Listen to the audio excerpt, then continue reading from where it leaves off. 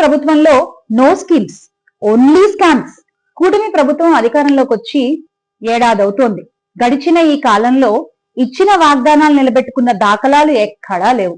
ఎక్కడా స్కీమ్లు లేవు, కానీ స్కామ్లు మాత్రం కావాల్సినన్నున్నాయి. కూటమి ప్రభుత్వంలో తాజాగా జరిగిన స్కామ్ గురించి చెప్పాలి. అదే విద్యుత్ స్కామ్.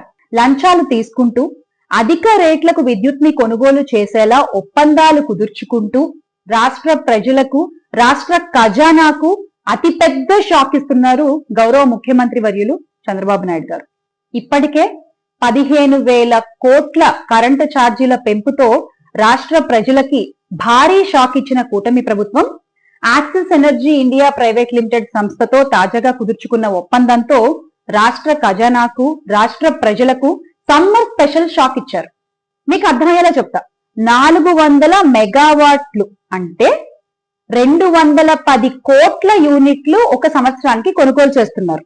ఈ కరెంటుపై గతంలో జగన్మోహన్ రెడ్డి గారు సెకీతో కుదుర్చుకున్న ఒప్పందంతో పోలిస్తే ఒక్కో యూనిట్ కి ₹2.10 అదనంగా ఖర్చు చేస్తున్నారు. దీనివల్ల రాష్ట్ర ఖజానాకి ఒక ఏడాదిలో జరిగే నష్టం 440 కోట్లు. అదే 25 ఏళ్లకి 11,000 కోట్ల నష్టం జరుగుతుంది. అంటే ఈ స్కామ్ విలువ ఎంతండి? 11,000 కోట్లు అన్నమాట.